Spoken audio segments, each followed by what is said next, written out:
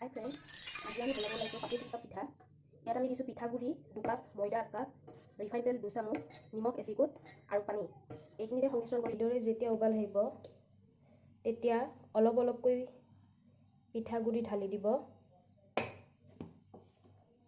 এইদৰে অলপ অলপকৈ দি থাকিব।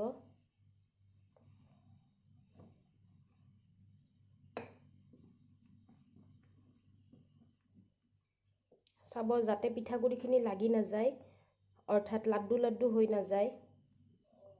গোট খাই গ'লে মানে বেয়া হৈ যাব, ভাল নালাগিব তেতিয়া মুখত পৰিলে। সেইকাৰণে লৰাই থাকিব এনেকৈ। আৰু এইখিনি বাকীখিনি মই ইয়াত দি দিছোঁ। এনেকৈ আপোনালোকে অলপ অলপকৈ দি লাৰি থাকিব। ইচ্ছা কৰিলে আপোনালোকে ইয়াতে ইলাইচি দিব পাৰিব, কিন্তু মই ইলাইচিটো ভাল নাপাওঁ, বেয়া পাওঁ, সেইকাৰণে দিয়া নাই। আপোনালোকে ইয়াতে ভেনিলা এচেঞ্চো দিব পাৰিব। এয়া দেখিছেনে?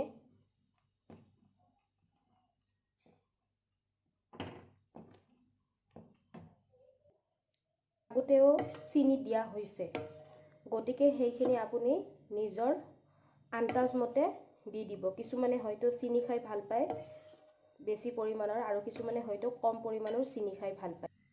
মই ইয়াতে 4 চামুচ দিছোঁ। এতিয়া ইয়াত মই লৈছোঁ, লাৰি থাকিব।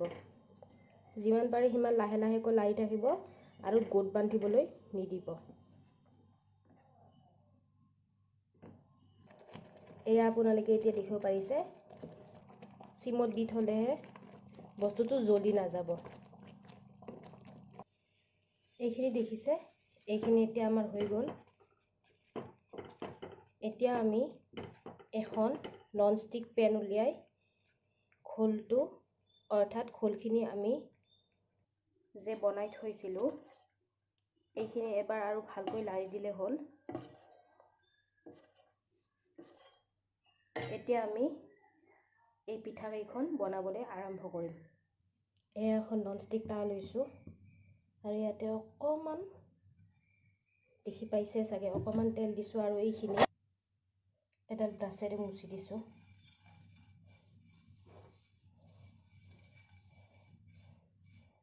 আপোনালোকৰ এই ব্ৰাছ নাথাকিলে টিচু পেপাৰ যে আছে, টিচু পেপাৰৰ সহায়ত মুচি দিব পাৰে। এই এবাৰে ব্যৱহাৰ কৰিব লাগিব, তেলৰ প্ৰয়োজন হ'ব। আৰু কাষ্টাৰ্ড পাউডাৰ ইয়াত আপুনি অকণমান পানী মিহলাই উঠাই থ'ম। এয়া আমি 3 নম্বৰ পিঠাখন এইদৰে দি লৈছোঁ। ঢাকনিখন দি ল'ম। এতিয়া ইয়াত খোলখিনি দি লৈছোঁ।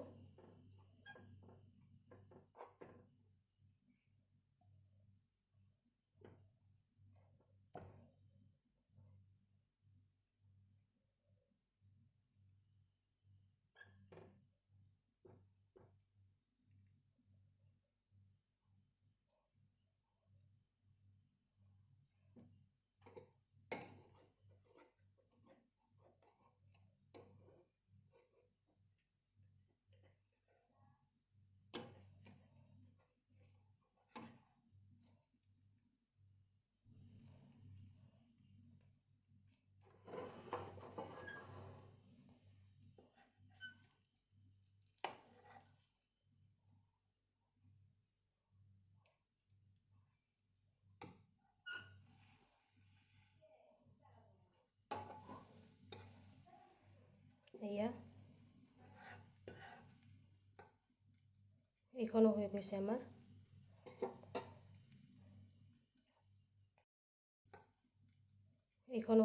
এতিয়া আমাৰ পাটিচেপিটা পিঠা ৰেডি হৈ গ'ল। আশা কৰোঁ আপোনালোকে ভিডিঅ'টো চাই ভাল পালে আৰু ঘৰত নিশ্চয় বনাবলৈ ট্ৰাই কৰিব।